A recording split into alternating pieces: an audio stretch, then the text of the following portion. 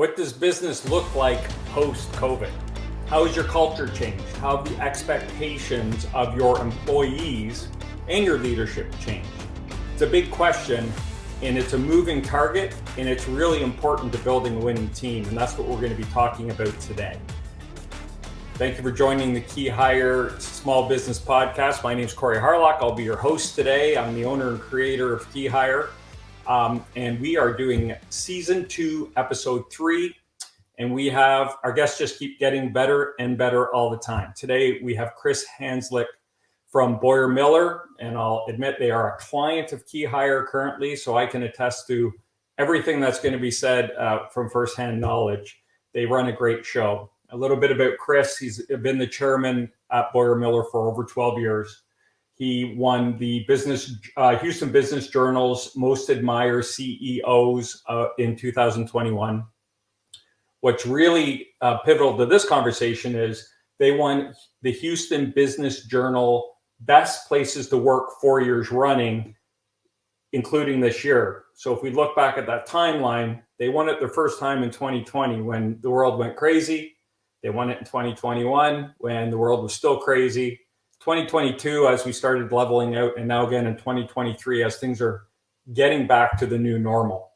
And another interesting thing, Chris hosts a podcast through BoyarMiller called Building Texas Business about corporate innovation, entrepreneurship, business leadership in the Lone Star State. And we're going to give you a link to that at the end of the show as well, but I highly recommend you check that out. I believe it's award-winning too. These guys don't do anything halfway. So without further ado, Matt, let's bring in Chris. How did I do? I was impressed. I don't know if any of that was true or not, but no, it sounded good. It sounded good. Our due diligence department's a little lean. That's what you sent me. So we just went with it. Very good. No, couldn't be more excited about the firm being recognized by the Houston Business Journal. It was now 4 years in a row, and we take a lot of pride in that because that is a true team award. The way that process runs, it's a serious survey that you have to have a high percentage of your people respond to just to be in the running to be considered, and then they analyze those responses. So it means a lot.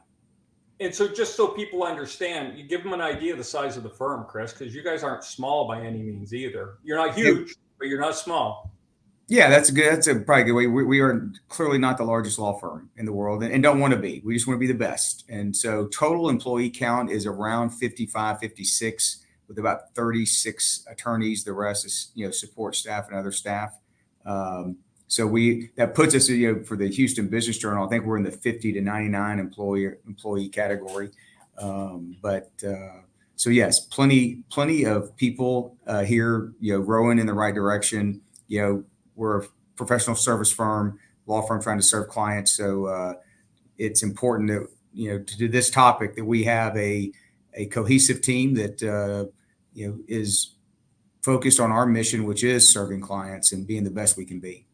Yeah. And that's why I was so excited when you agreed to come on and talk about this, because small business owners talk so much about our culture, and you can put words on paper and stick them on a wall.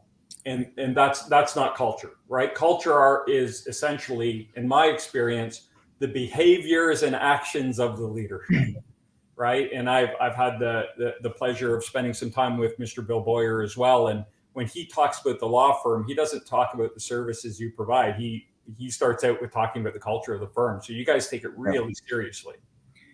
We do, and it's been. The history of that for us is pretty unique, I think, because we developed a mission statement and what we call core values, which are those behavioral guidelines long before it was popular to have something like that to put on your website. And when we talk about the firm, we start with our mission statement, because the mission is our passion. And it's what we're passionate about and what excites us to come to work at BoyarMiller every day. And for us, there's 3 tenets. It's providing counsel beyond expectation, building lasting relationships, and that's internal and external, and making a meaningful difference in people's lives, both, again, internal and externally. So that is our core focus. And then that leads to the core values, which are how are we going to behave in order to fulfill that mission. And so I think you're right.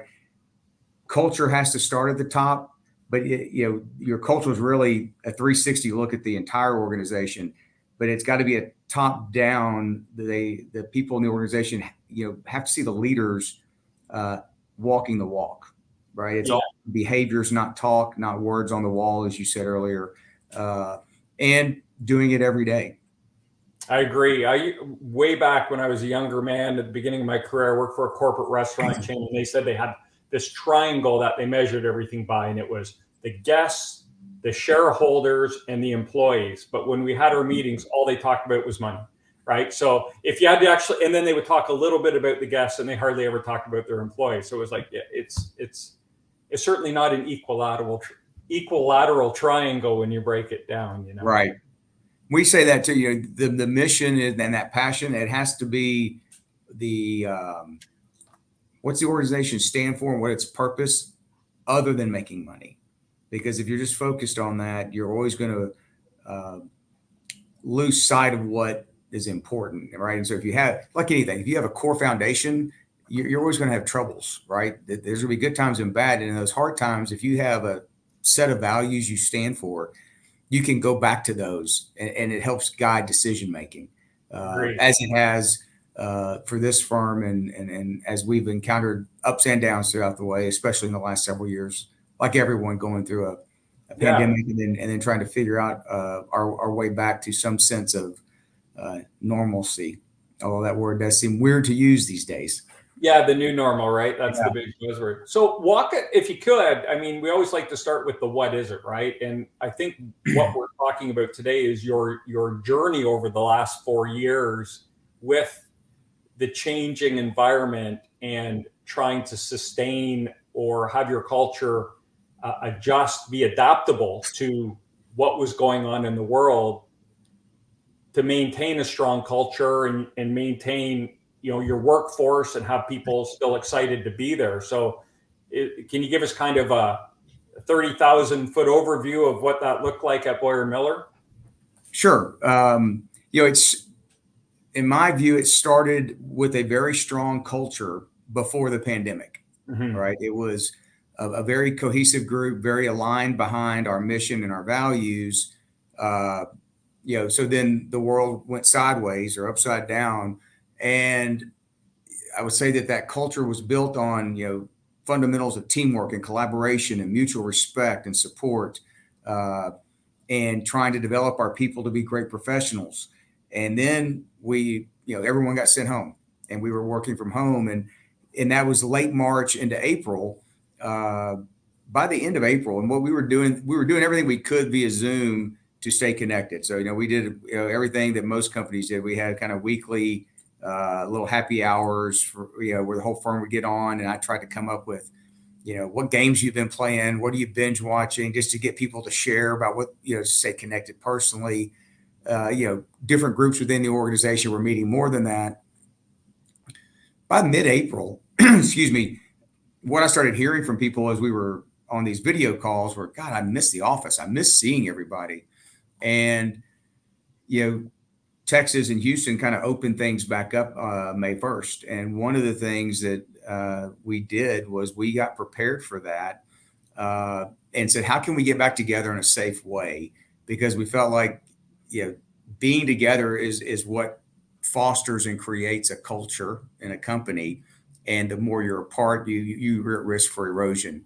And so we quickly moved. I retained a physician that was working in ERs treating COVID to come walk our office, give us advice on how we could come back in a safe way in May of 2020.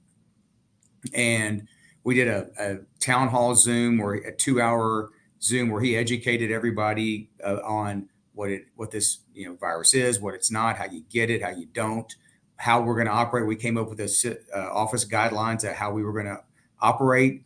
We had the benefit, obviously, the attorneys have private offices, and most of the staff have a dedicated workspace, so we could do some things to kind of create some separation. But we got back to the office, and we were flexible. Interestingly enough, we had a work remote policy before COVID hit.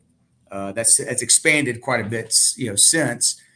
But it was, what can we do to collaborate and work together? And that really started the process of what can, maintaining this culture. Now, I'll tell you, it wasn't perfect.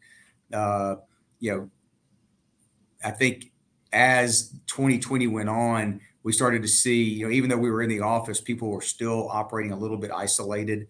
And as things became more safer, we started looking at what can we do to create opportunities for togetherness, whether in small groups or, when we could in something a little larger, just to, reconnect with people. It's hard, on these video calls, you usually pop right in at the appointed time. And as soon as it's over, you're leaving the meeting to do another one. And what you get when you're in the office is you get the small talk about the weekend or the kids or your interest. And, you start to get to know the people you're around. And for us, that's the kind of culture we want. And so that's what we were focused on to try to reinvigorate that. Yeah, it's an interesting dynamic too, because not only are you trying to create that back to work, but we're also dealing with individuals who have their own kind of scale of comfort with coming back to the work and discomfort. So you're making a lot of, trying to create a policy that accommodates lots of different ways of thinking about what's going on. Oh, for sure. Yeah, one of the things in the early days was we had a handful of people that were high risk and couldn't come back. Right. And so how do you include them and not let them feel like they're left out? The communication is always important. Boy, did it become really important, that kind of concept of over communicating, especially from the leadership, right. So that those people didn't feel left out, or the ones that maybe weren't comfortable, even though they were here, being in any kind of group setting. Right. And then, the challenges kept coming because then the vaccine comes out and it's who's going to get it, who's not. Are you going to mandate it? Are you not? And that created, a whole host of other issues to deal with to try to not create or avoid allowing those kind of, in some ways political issues, but certainly personal choice issues, to not let them create fractures within your culture. So we want to talk about reinvigorating culture. So that was kind of the process you went through. So I would assume it's really the last, we're in 09 of 2023 here. So the last year and 3 quarters, if we could, right? Year and a half, the last 18 months has really, I'm sure you've been doing a lot of work to kind of reinforce that culture. Have you taken the chance to make any changes to the way you're dealing with things? What have you done to use the title of the podcast? What have you guys done over the last 18 months now to really reinforce and reinvigorate that culture now that everyone's back and it's kind of what it used to be for the most part? Yeah, some of it has been as simple as getting back to some of the things that we have done that we did, before 2020, which is a lot of gatherings and socializing and making sure that the teams, whatever deal or case they're working on are making time to meet together, as opposed to via Zoom or just sending emails. And it's almost rather than send an email, why don't you get together for, even if it's 10 minutes, and just create that. And we had monthly lunches for the firm, and so we brought those back. We rotate. I typically do a monthly update to everyone, just what's going on in the firm. And so we brought those back and to kind of help foster when they used to be at breakfast. Now we rotate each month, breakfast. The next month it's a lunch. The next month it's a happy hour. And, again, just, encouraging things to get it jump started. I guess this would have been maybe early 2022. We actually paired people up in pairs of 3 or 4 to go to lunch on the firm, and just said, okay, it was kind of like a matchmaking thing. But okay, here's the groups that are going to have lunch this week, and then we did that throughout a period of time just to get people to go out and reconnect with each other. It sounds a lot like you guys, and you've said it a lot too, but you really focused on connection. And being together. And I'm curious, I'm sure you don't have stats on it, but in your experience and what you saw, what were the differences in performance or overall happiness, however you would measure it, when people were away from the office and once you started really focusing on rebuilding that connection? Was there a tangible, or could you really feel a difference in the environment and in the productivity of the people? I think so. And there are moments in time where I feel like there's an energy in the office that when people are here and there's collaboration going on, even if it's it is not uncommon for someone to be walking around and come upon a group of a couple people talking about something they're working on, and they may not be on that project, but they chime in on their experience, and it's just like impromptu learning moment. But what it does is it creates kind of this buzz, this atmosphere of energy that you can feel. And Right. and I've heard, I hear it, I get the feedback, I go, and it just feels different. As opposed to in the early days when, like I said, people were a little more careful. We were Right. still here, we were still working together, but there were still some eggshells about, did you want, some people didn't want someone to come in their office, right? They'd stand in the hall and talk. In the early days, those were some of the guidelines: is stand at the doorway and don't come in. And Yeah. that's not happening now. And you see people, sitting down and looking at a computer together, or whatever that might be. And it's one of those. It's hard to describe sometimes, but you feel it, and you can feel the difference, and the productivity goes up. I think the quality of work goes up. Yeah. And for us, when that happens, then we have really happy clients, and that's a good thing. That's what you're all about. Absolutely.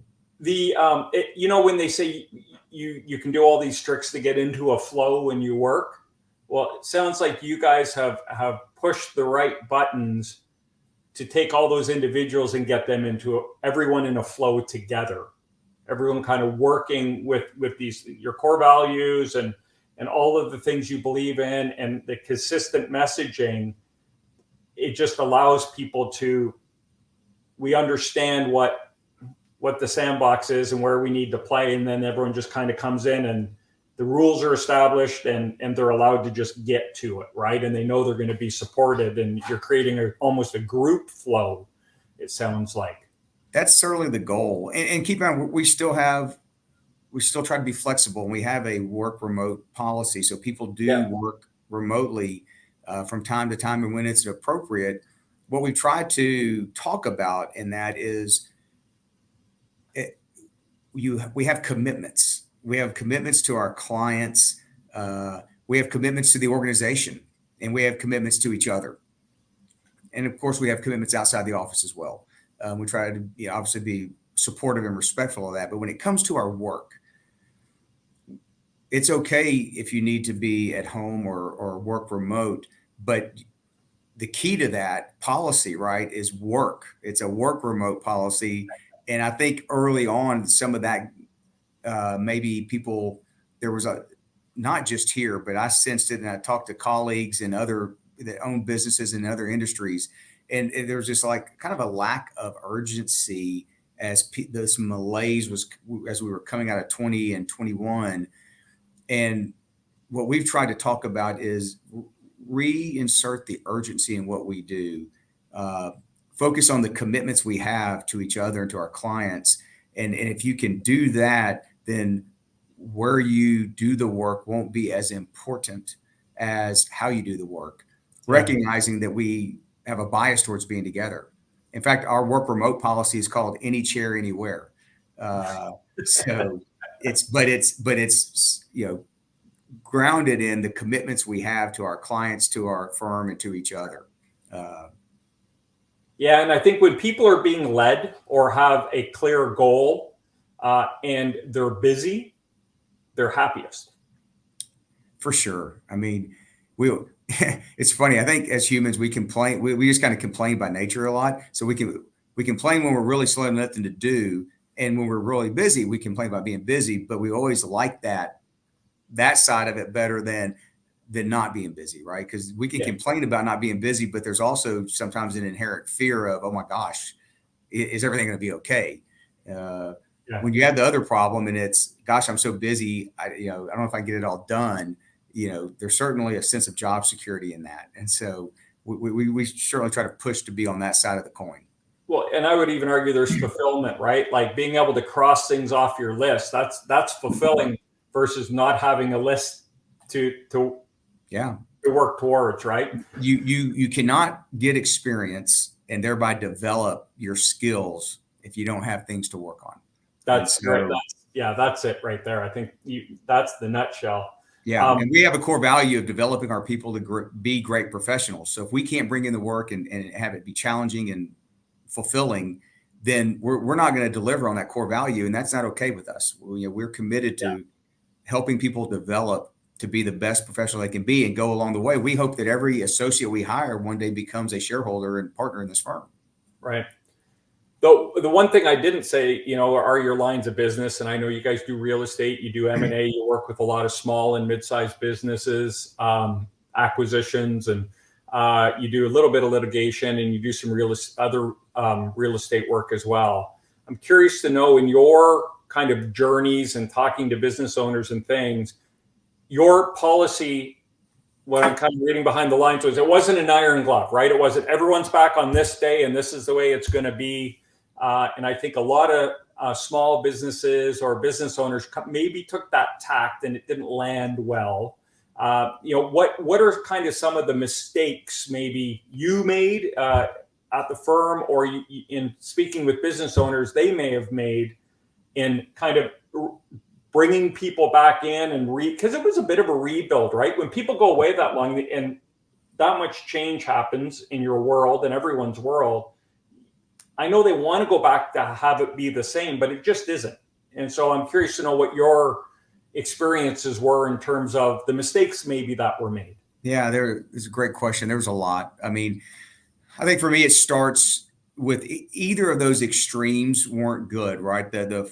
Some businesses I guess they're unique and you can't do the job remote, right? But manufacturing, if you're on the line, you can't, work a machine from home. But setting those aside, the extreme of everyone's got to come back 5 days a week, or the extreme of everyone's fully remote. I think in both of those, I saw people go, well, okay, maybe I was too harsh in making everybody come back. Maybe I should have a little flexibility. And then the other that maybe allowed it to go too long and regretted because now trying to get people back in became a problem. Right. So both of those extremes I saw create issues. It's as people started to come back, it was okay. Now what are we going to mandate? 3 days a week, 2 days a week? Are we going to keep it openly flexible?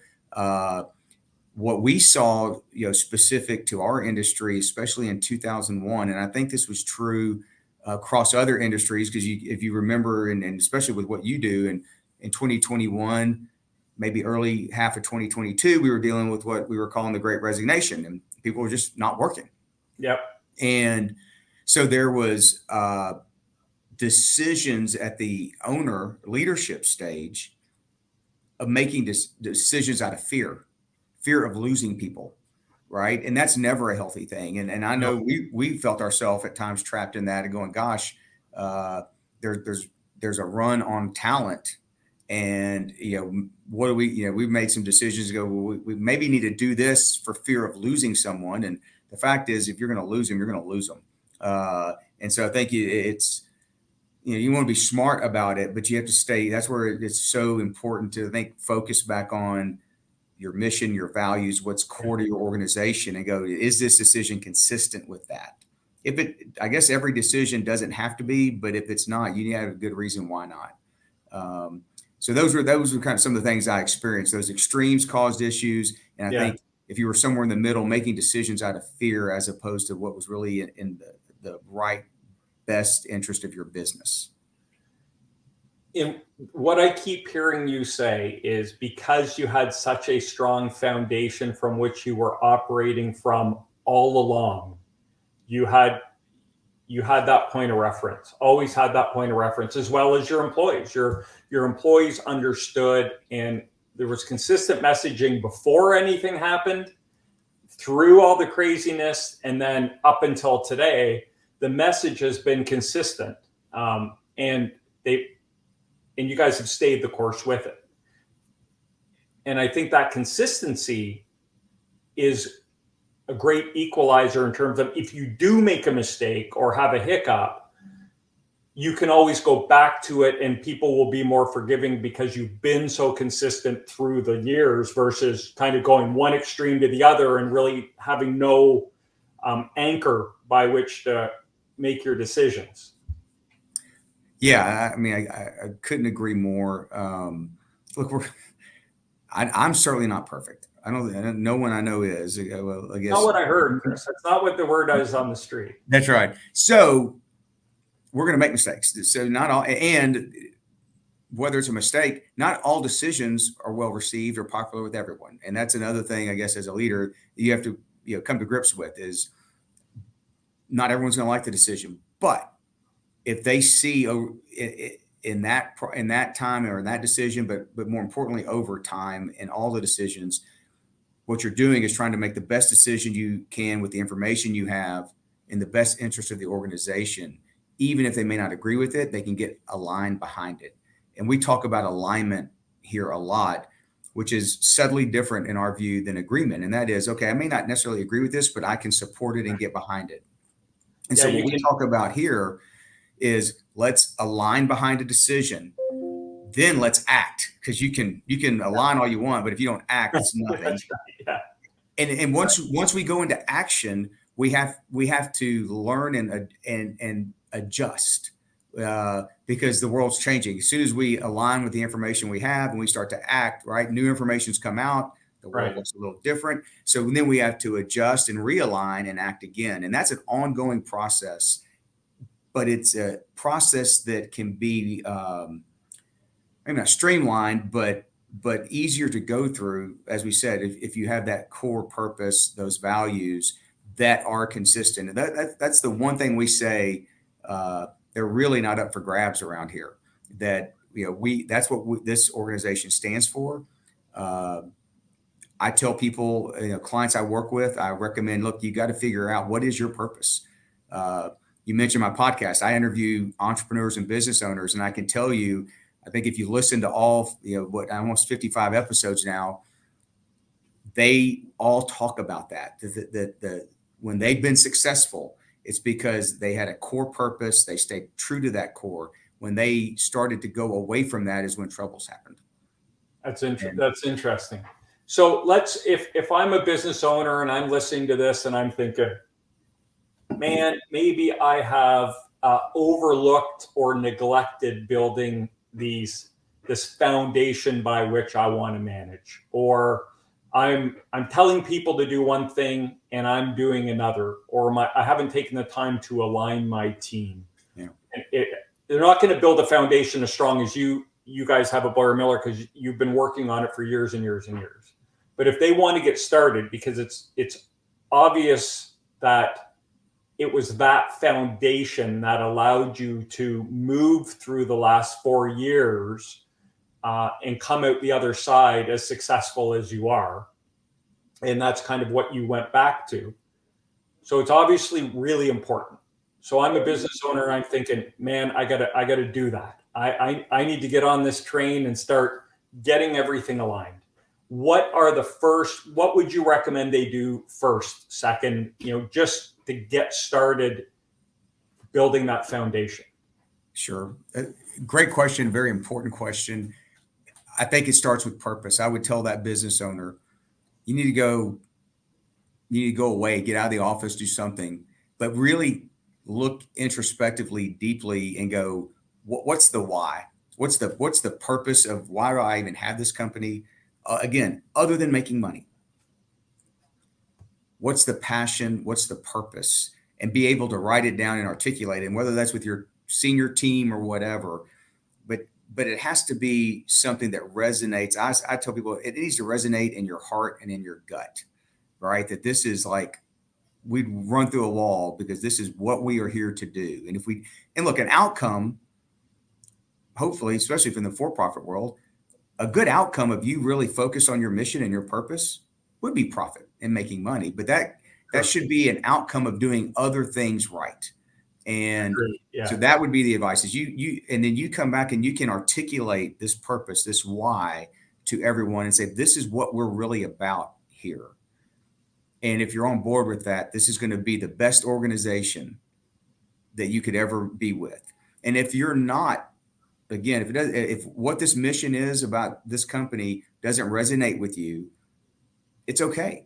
Because I tell people that all the time here. It's okay if the 3 tenets of our mission don't resonate with you. It doesn't make you a bad person. It just means this is not the right organization for you. We always like to, we thinking, right and wrong, us and them, and that's not the case. I said it when we started, we are not trying to be the largest law firm. And a lot of my clients have great, successful companies. They're not trying to be the biggest company in the world, but they want to be the best at what they do and what they stand for. Yeah. And they want the people that are there to believe in that mission and that purpose. And I've seen, I'm sure you have too, again, in your line of business, people come and then they realize, wait, that doesn't really resonate with me. So we're not the right organization. You know what? 9 times out of 10, if not more, those people have found the right organization for them. As hard as those decisions have been, maybe to counsel them out or whatever, they end up better off. And so do we. Because then it frees us up to go find someone that actually does connect with that mission and that purpose. So that can be a process that causes a lot of anxiety for both sides, but in the end, it ends up well. And you touched on something really important. Like when we do what we do, we want to dive in and understand the culture of the company. And oftentimes we work with business owners and they've never defined their culture. And I say, hey, great, kind of unintended consequence. We're going to tell you what it is because we're going to do our diligence.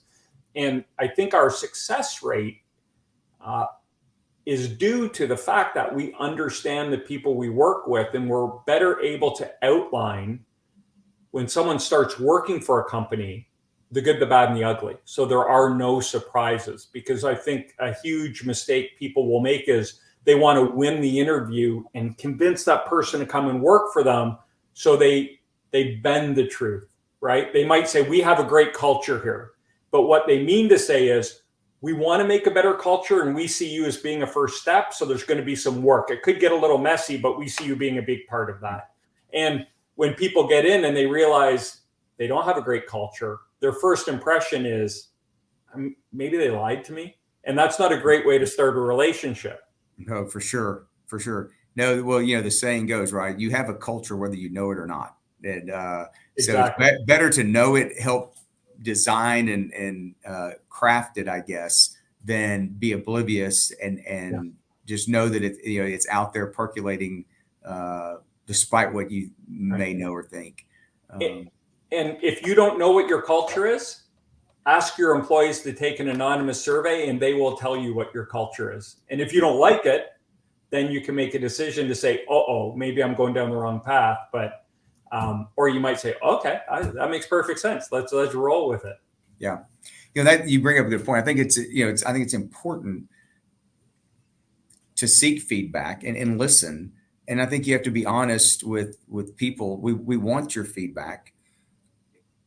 It doesn't mean we're going to necessarily do everything that all of you ask us to do, right? We can't do that. So we do what we call the firm report card twice a year. And we ask our people to basically comment on how we're doing relative to the 3 tenets of our mission and the 5 core values.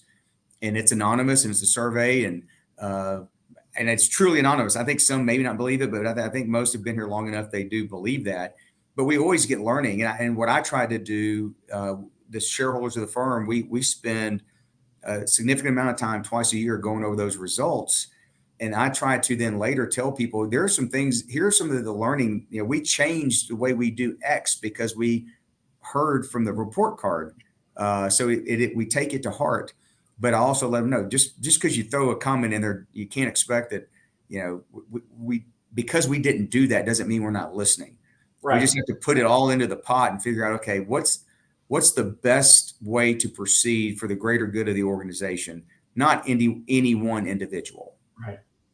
Man, I've already kept you a little long and we could talk about this probably for hours, But Absolutely. we'll cut it off here because I think you've given some amazing information. The ability to get this level of insight into a successful operation like BoyarMiller and all the work time and dollars you've invested in creating culture is invaluable to people. So I hope people listen and take steps to do that. Now, if someone's out there thinking, man, BoyarMiller, I'm a small business, I'm looking at doing an acquisition here, or, how can we get in touch with you, Chris? Sure. Best way probably is our website, BoyarMiller.com. There it is. And you can see our practice areas there. I tell people, from about the high level, 90 to 95% of the day in, day out legal needs of any business in any industry is what we do. And so we love working with entrepreneurs and business owners, kind of helping them grow and build and realize their dreams of whatever that passion is and whatever that industry is. So it's a lot of fun, and we love doing it every day. And if we want to check out your podcast, give us that one more time. Yeah, Building Texas Business. Please, I guess, download, like, share, review, listen, and review. Yeah. As you know, those are all important. It's been a fun project. Like I said, I think we're 55 episodes in now, a little over 2 years. Some great guests on there that are, people, I think they go to look at the list of the previous episodes, they'll recognize names, some great stories. Every story there's some learning from, because every story is unique. And so it's been a fun project. And I look forward to keeping it going, and look forward to having you on soon. Yeah, we're doing, I think in the new year, we're going to do kind of an employee outlook for 2024, I think is what we're planning on doing. So I'm excited about doing that. You guys do a great job with that. Well, Chris, I know you guys bill by the hour, so I'll let you get back to work. Very good. All right, Corey, I really appreciate the time, and thanks for having me on. Yeah, thanks so much. It was awesome. I mean, the information was incredible. I appreciate you taking the time to join us. It's been, I think that I was a guest once. It's been a while. So it's been a while since I've been on this side of the microphone doing all the talking. So.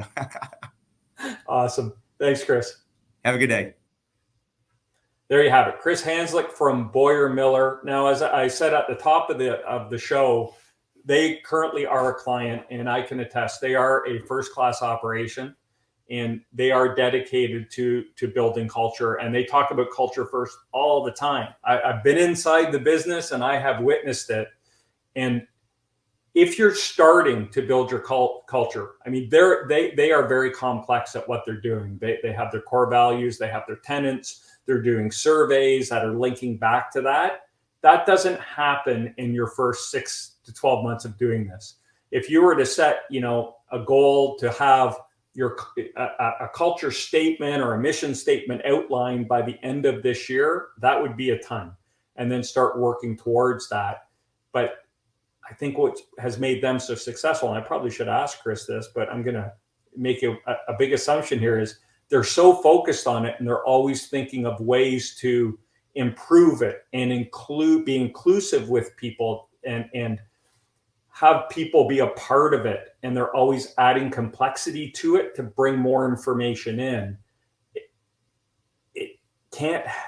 It has to help the business. People feel included. They feel like their ideas are being heard, not always taken and not always acted on.